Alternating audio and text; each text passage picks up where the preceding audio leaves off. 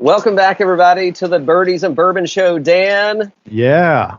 I whipped a little ass in South Carolina today, man. Let's see, who did we have? Oh, did I? What did we have? We had Matt Lawless, we had Bladen Bellata, and one of the faves of the show, we had the salty golfer out there. Hey, let me just say, I probably won't get 6 strokes the next time we play. Hey, and that's okay because I'm going to ask for 8. We'll see how it goes. But hey, what a fantastic time, man. So we played 3 great golf courses. Yeah. I don't think we've dropped anything on it. I know we got some YouTube stuff out there. So thanks for everybody that's liked and followed the chronicles of the battle at the beach this week. We really appreciate it. We're going to break down the cut line for you in the Twin Cities in just a second. But, hey, real quick shout out to Sean at Tidewater. Great seeing him today out on the course. He's the superintendent there. So hook this up. Sean Donahue, absolutely. So looking forward to getting him on. I think we got Salty coming on with us the next week or two. We're going to do a little probably like a 3 segment. So we played TPC, Myrtle Beach, Caledonia, and Tidewater. So I'm thinking we'll do like some 15 or 20 minute kind of breakout segments, do a little course review, talk about, what we liked, what we didn't like. By the way, there's nothing not to like about all 3 of those courses. They were all 3 fantastic tracks. But just given from our perspective, you got a hacker like me and you've got somebody that thinks he's really good like Salty.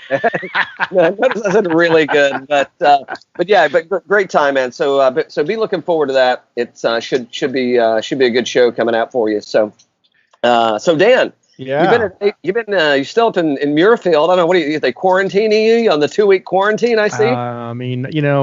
Jack asked if I would stick around and help with the redesign. And I said, hey, I can't turn you down, Jack. So I've just been helping out. We're getting the greens, we're getting them all redone, and drinking a lot of milkshakes. A lot of milkshakes. I was about to say, bullshit on anything work related. This is 100% milkshake related.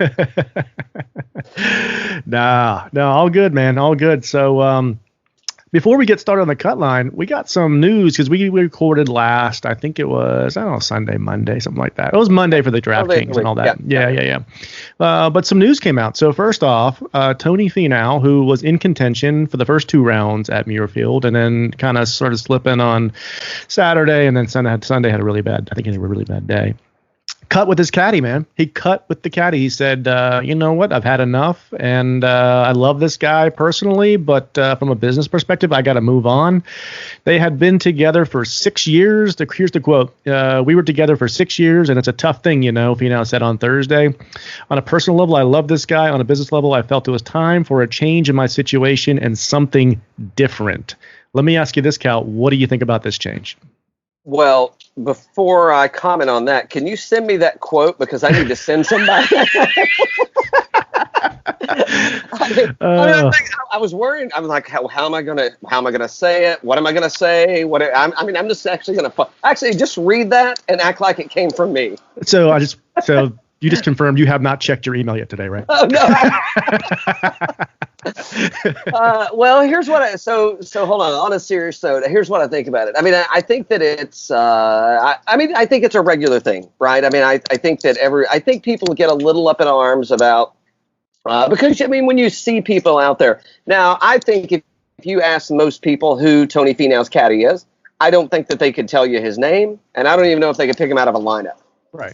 But it's they can pick, you can probably pick Rory's, you can definitely pick DJ's, Tiger for sure, Koepka, who JT, you got some people like you can kind of go, right? But so I would tie it back to, think about Phil Mickelson.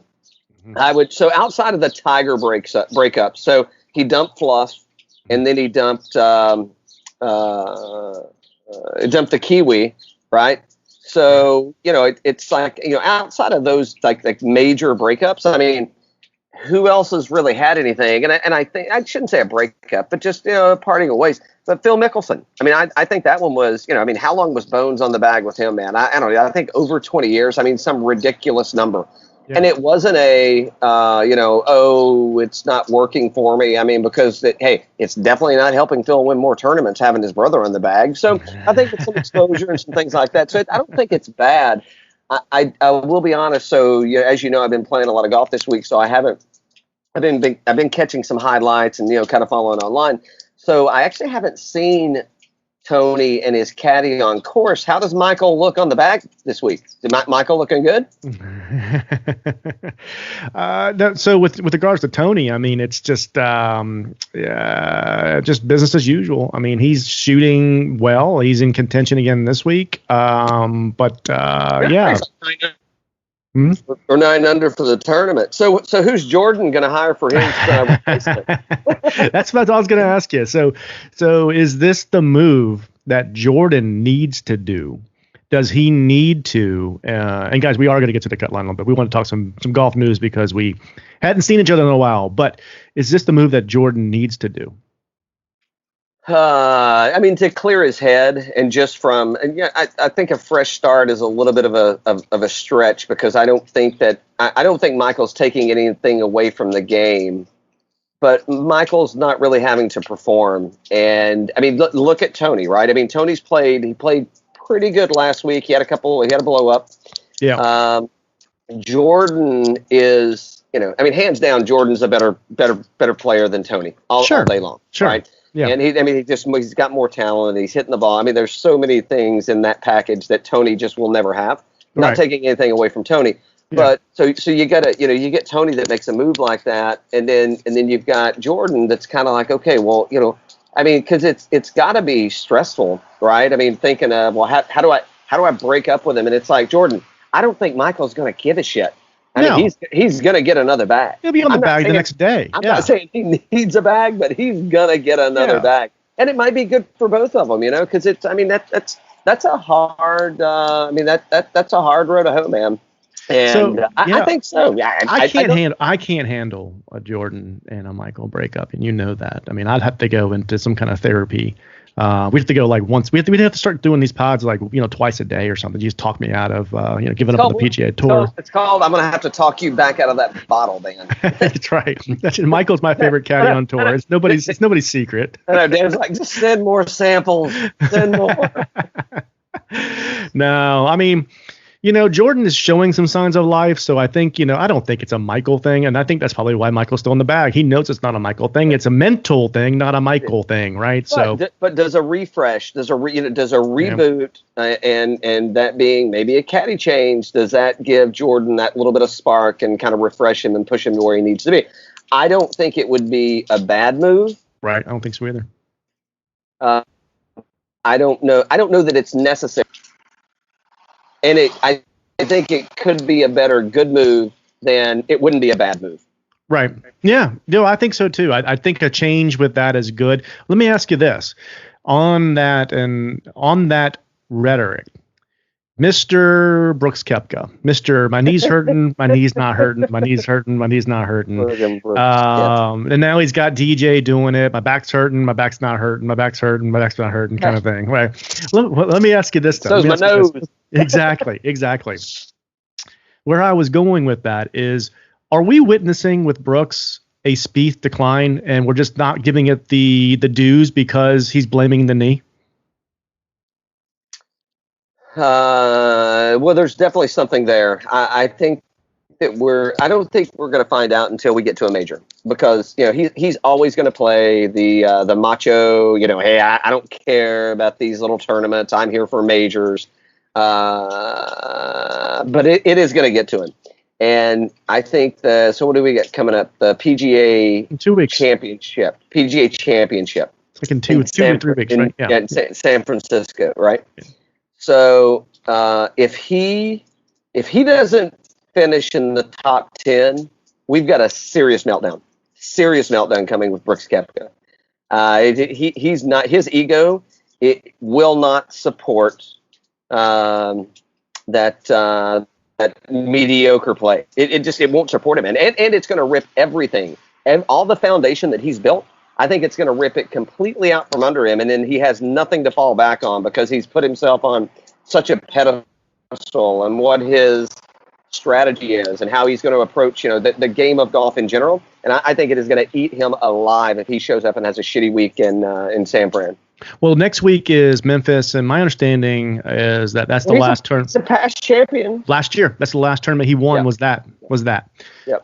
So we're approaching a year now. Jordan's approaching, I think, 3 years now. So I'm just saying, I'm sounding the alarm a little early. You and I have been on this for a while, and the golf community's been on this for a while too. But I'm sounding the alarm. I think it's really alarming what's going on with Brooks, because it's not one part of the game. It's putting one week, it's driving one week, it's irons another week. It's just inconsistencies everywhere, like we've seen with Jordan, and it's putting the whole thing together. And you can't say it's just the knee is what's causing sporadicness all over the game, right? It's mental. It's the same thing that's going on with Jordan. It 100% is. 100% same thing. Yeah. It's like, hey, you may be telling yourself your knee's screwing you up, but it ain't. It's your mind telling you. Like, it is not your body. It is all mental, man. And getting back to what you said earlier, maybe that's why he invited DJ up for the week. He's like, I want to space out for a while.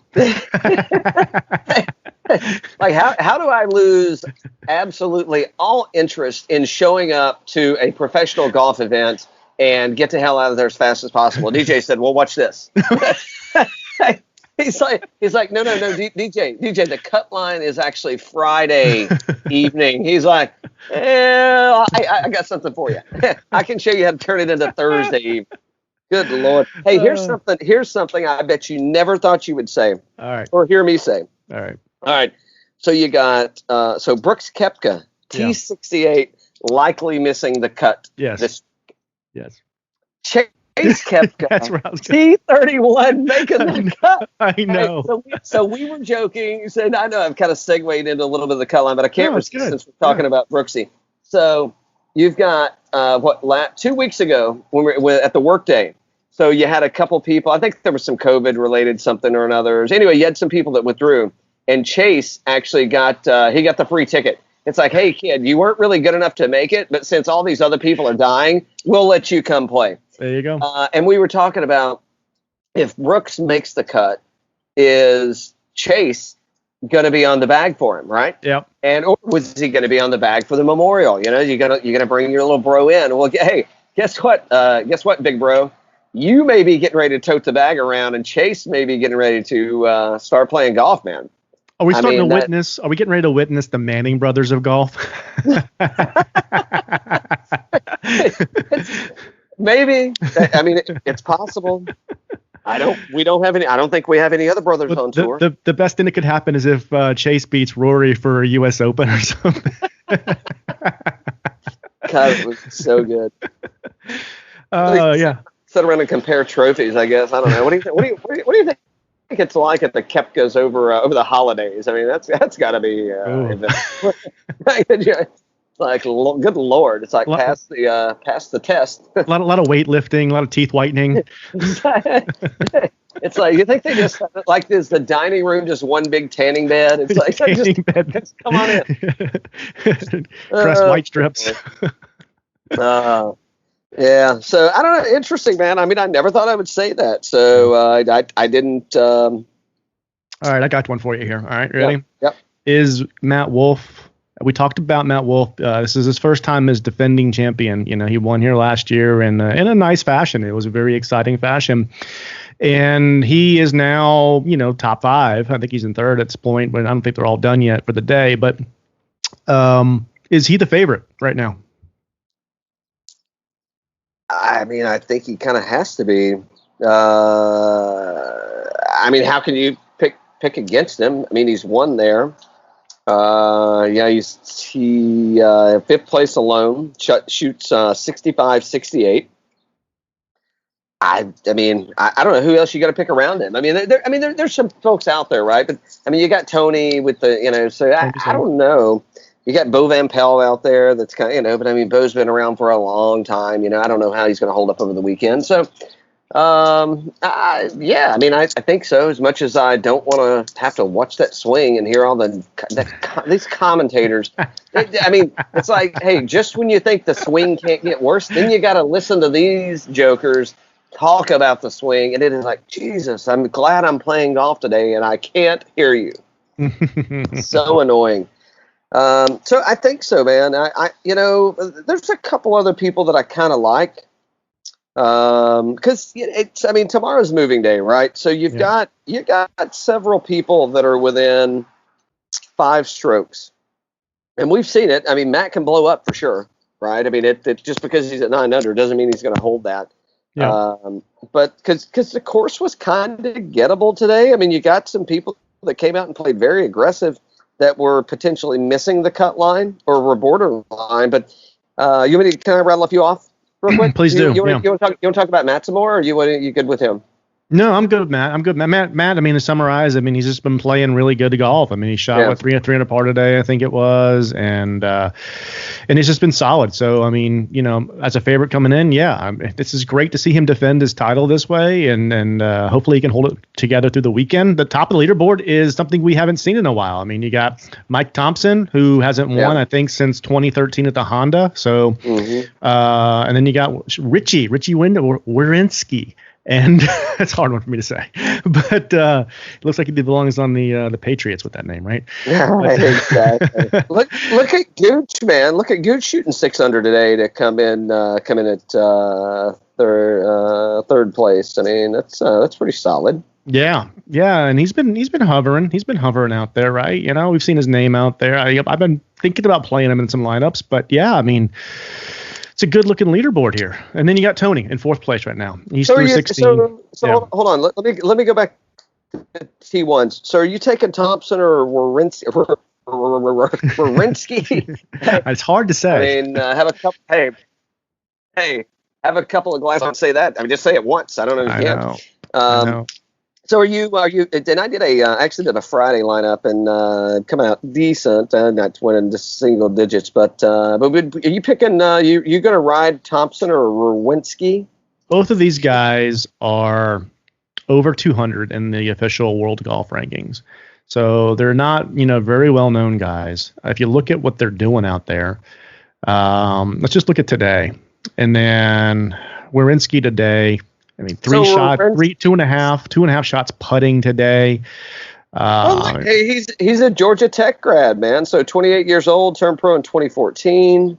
He's 106 is his career high ranking. What's he got? He's got a T3. He's got 1 top 5 career. He's got 2 second places, 2 third places, and 7 top 10. So won $3.5 million. I mean, that's not bad. So both of these guys, the thing about both of them is they've both been lights out putting. And that's scary because this is not that type of course where you have to putt lights out, So in terms of ball striking, you got they're not up there in terms of the ball striking, right? So I mean, for this week, though, I mean, Werenski's at 75% in GIR and 71% in driving accuracy. So, I mean, not bad. I mean, it's is it like great? I mean, but it's not. Werenski off the tee is 1.15 shots gained today. Approach, he lost shots. And then Thompson today off the tee lost shots on approach. He gained some shots. So I'm gonna go Thompson. I think I like Thompson here, just because you think he's striking the ball a little better. Of these two, I like Thompson better. Yeah. So you got Finau 10 under. So I mean, I don't know. Is he going to break the curse? Who's getting the bottle of rum first, right? So he's striking the ball well today. He's actually lost shots putting, which I like better because he's playing well, right? He's in 4th place and he's striking the ball extremely well. So off the tee, Tony today 1.22 shots gained. That's through 16, and then approach he gained 3 shots. So I like that. I think he looks good. So I mean, the progress there, the ball striking is exactly what he needs. Hey, if he wins, his friend/coach is not coming off that bag. No, that's absolutely not. Look at Bo Van Pelt, man, 45 years old, turned pro in '99, and he's out there smashing it this week, dude. I don't know what I mean. Here's a guy that's got 1 PGA Tour victory in his career. So, So we got T60, T62, T68. So he's got 3 rounds in the 60s for this year, ranked 229. I mean, I want to like him. I just don't know. It's what's he going to do come the weekend? So I just don't know if he's going to be able to hold up. But hats off, man. Go ahead on, Mr. Van Pelt. Yeah. Charles Schwartzel's there, Cameron Davis, both of those guys looking good. But I mean, the thing about it is everybody that's in this leaderboard, and this is the way it's going to go, for these types of days. But just looking at round 2 here, they're just rolling the ball extremely well, with the exception of Finau. Finau's the only one that's not rolling the ball that really well. That's striking the ball crazy. But if you look at the top, they're not striking the ball crazy. They're just rolling it crazy. And that's just, can you hold that up through the weekend? I don't know if you can, Well, they're going to make it, they're going to tighten the greens up. So it's going to the putting is going to get a little harder, right? So that's going to be, that's probably going to be a little bit of a challenge. Yeah. So let's, let me redirect this for a sec. So who's surprising you going into moving day? Who are you looking at? Like, holy shit, I can't believe that. Good or bad?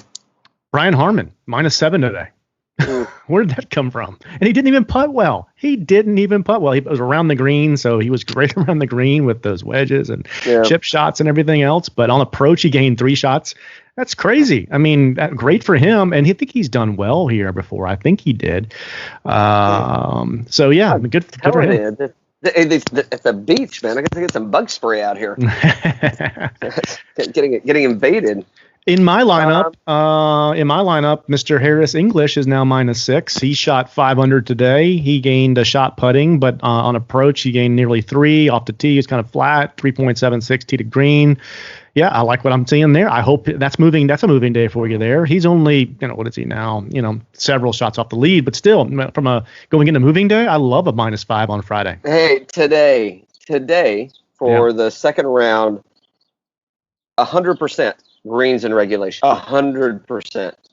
Gosh, that's so he's like at 90% for the week or for the tournament, but 100%. That guy's going to be going in my lineups. I like him tomorrow to advance. Now it's somebody's going to have a shitty day and he's going to have to really pick it up. But I like him. I think that's solid all the way around. I thought it was a good move for you to put him in your lineup. CH36, man. He had me worried. Yeah, he brought it back. He had me worried, but he turned it around. And he's not finished. What's he got? He's got a hole left, I guess, or he's finishing 18 right now. Yeah. So, all in all, like I wasn't watching today. I was playing, so I don't know where he missed it, but you've got 92. So for the week, 81% for accuracy, 77% greens and regulations, and 1.3 in strokes gained putting. So I don't know what he really missed. I guess he didn't miss anything today. So. Yeah, he just wasn't putting that great. So he's flat on the putters. He's not gaining any shots. I was just reading off to you, though. Some guys, they're getting 2.5 shots gained putting. Yeah. If they do that for 2 days, that's 4 shots right there. They're gaining on the squad, and he's just flat, so, yeah. What about Stuart Sink, man? Look at the old farts are showing up this week, man. You got Bo. Let's see. Stu's got to be close to 50, man. He's been out there. Another Georgia Tech guy, 47. Yeah. But go ahead on, Stu. Well, this is the first field that we've seen since the return of golf, from my understanding, that's weaker than last year. Oh, yeah. Yeah, you're right. Yeah, that's a good point. So here's who's surprising me on the other side. Bubba Watson, he's cooked. Yeah, I was watching him. He's heading home. He must have had a bad day. He did. I watched it. Oh yeah. So exact opposite. So he's 50% in accuracy, and today alone he lost almost 2 strokes putting. So. Yeah. Hey, Bubba, good riddance. Get back in the RV. Get the kids home before they get COVID. Who I'm really surprised. I guess I shouldn't be surprised, but I am surprised because he's such a ball striker. Is the fairway Jesus, man? I know. I at least expected him to make the cut. I didn't put him in a lineup because I was a little hesitant just because he's coming back in. So I'm like, well, I don't know what he's going to do. But the fairway Jesus is going to it's not official yet, but you can go ahead and put a fork in him. I'd say he's going to go sit in the bubble while everybody else plays this week. Yeah, I thought good things from him. I heard some rumors of seeing some really good scorecards with his practice, and I just thought, hey, you know what? And I wanted to play him because he hadn't played yet. And I love the way his golf game looks, and the putter wasn't rolling. So for the tournament so far, he's through 17 here, and he's even. So he's definitely not going to make it unless he does something crazy. But lost a shot putting, and around the greens he was okay. Approach with the irons were not hot; they were the opposite of hot. And then the driver was just okay. So, yeah, you know what? I kind of thought when I was looking at him, I really wanted to play him because I like Tommy Fleetwood. I did too. Yeah, but he had a bad. Was it the Honda or the Arnold Palmer that he had a bad one? I think Arnold Palmer. Okay. So he was in contention at Honda. Right, and that's the one where he dropped in the water on 18 and M and all that, right? And then he played bad at Arnie, and then he had a bad first round at Players, and so not that who cares, right? That was 4 months ago. Yeah. But what I was thinking about when I was wanting to play him or not was just like we saw with some of these guys, the rust bucket. Is he going to be in the rust bucket? Is he treating this as a practice round, as a paid practice round, because where everybody's getting ready for the PGA in a couple of weeks. So I thought, you know what? I think he's going to go out there. I think he's probably going to be rusty, and he's treating this as let's get warmed up. Let's get this thing cooking. Oh, and by the way, let me get to one other thought. But I think that's why I didn't play him. But where's your buddy at? Where's AS? Where's AS?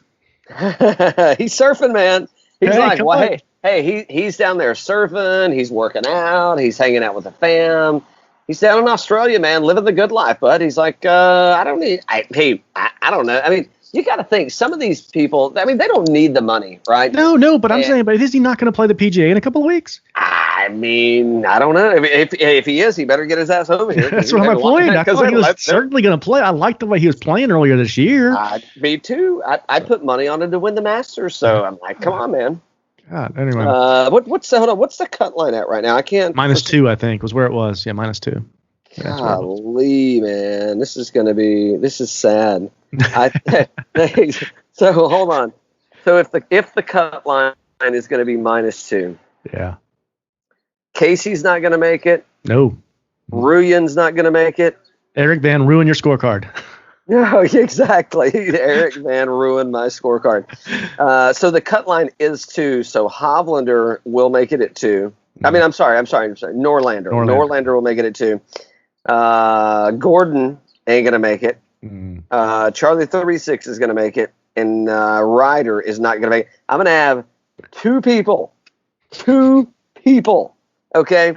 I mean, there were people saying that Ruyan, my scorecard, and Casey, people were picking them to win the tournament. Yes. And they're not even going to friggin' make the cut.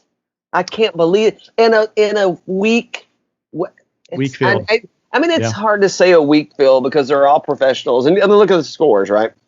I mean, I shot just from a firepower perspective, they say it's a weak field, right? So from a firepower, I mean, it's just an index, right? It's what percentage of the top players in the world are playing in this event, and it's just comparable. From a comparable perspective, it's just not there. Another one that broke my heart this week is Doc. Doc is at he's on 15. He's even. He's +1 for the day. He's light. He's the flat stick's rolling great for the tournament. He's at 2 shots gained on that, but everything else is just off. I mean, that's just that's a cool down that I think we were all expecting, but just didn't want to see. Can you, so once he finishes, can you get a hold of him? Because he's going to have a free weekend and see if we can get him on the pod. we should do that. Hey, he's going to have some free time, man. So we already mentioned Ryan Moore looking good. Look at Danny Lee. Coming in 3 under today. Nick Watney, I don't know where he's been. He's on 12. I mean, that's another guy that could come in pretty solid. I hadn't seen much out of him lately.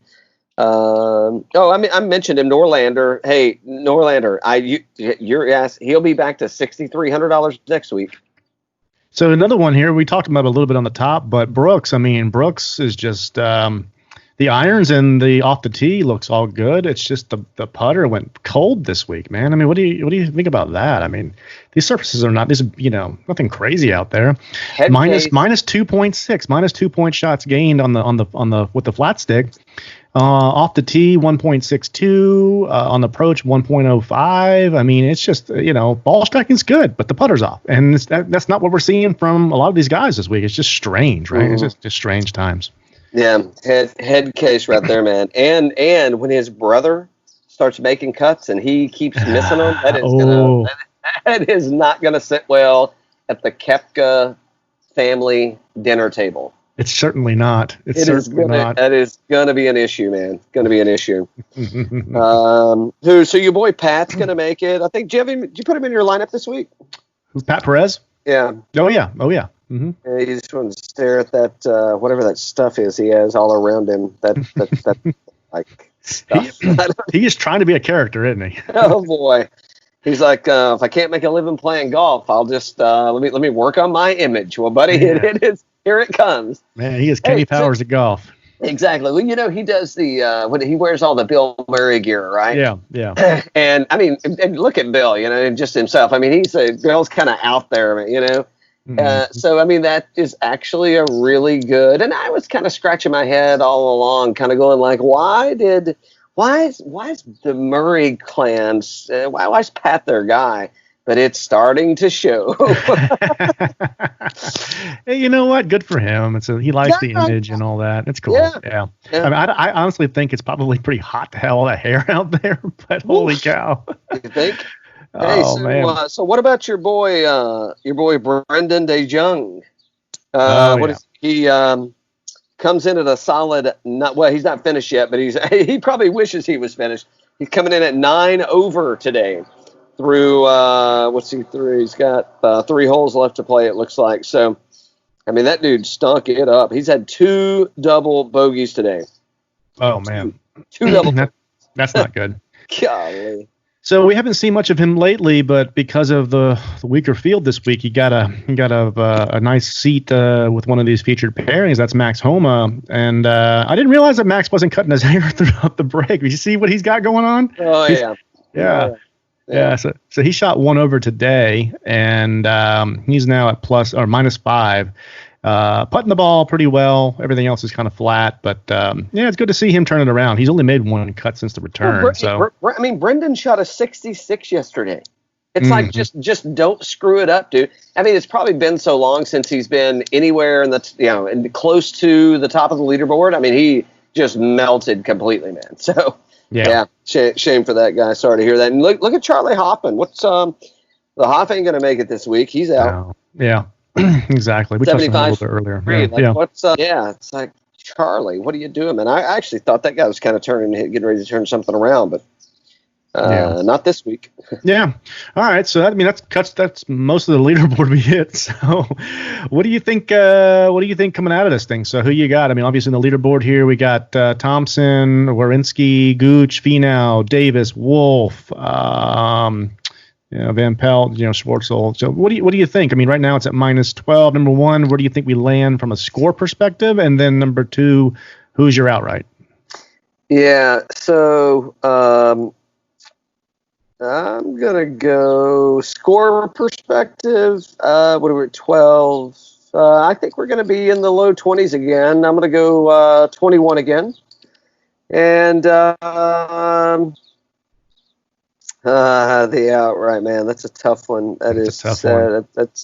Well, I mean, you got so many people that could just really, really stink it up, and just totally throw themselves off.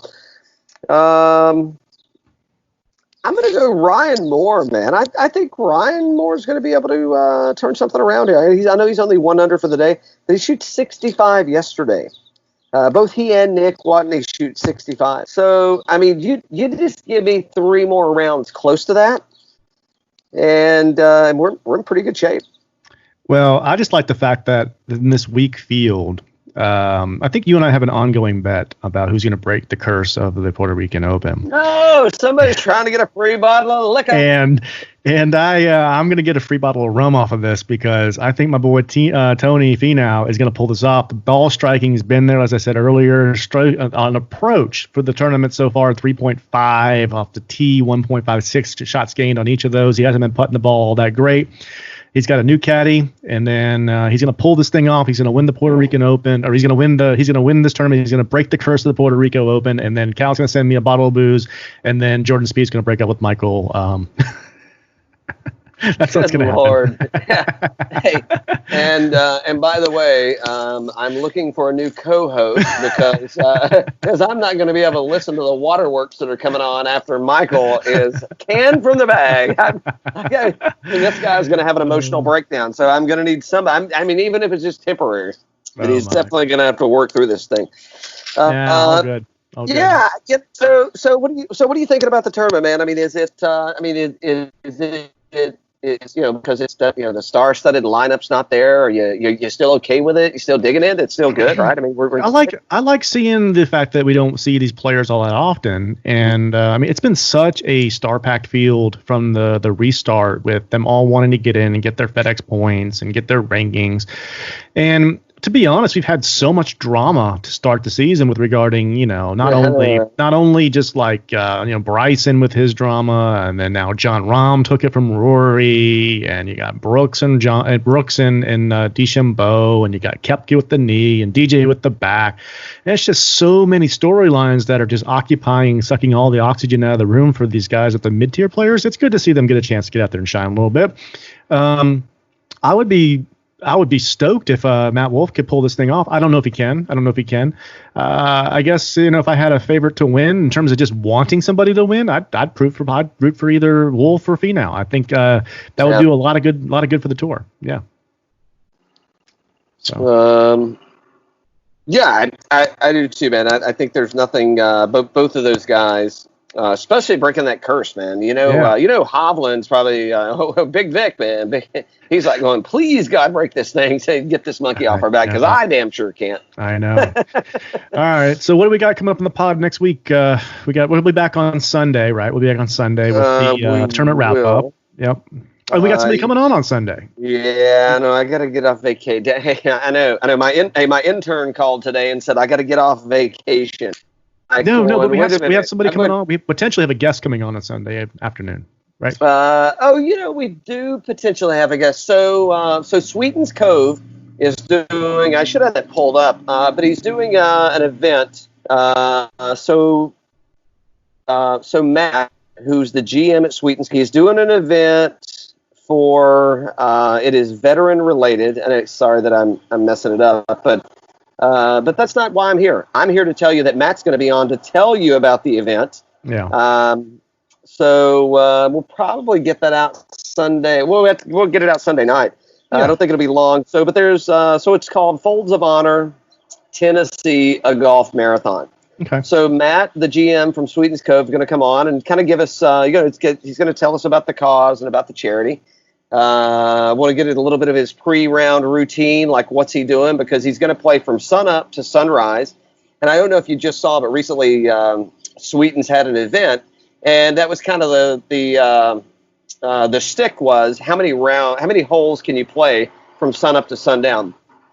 So Matt's actually going to do that. He's looking for donations, obviously, to support the Folds of Honor, and it's veterans.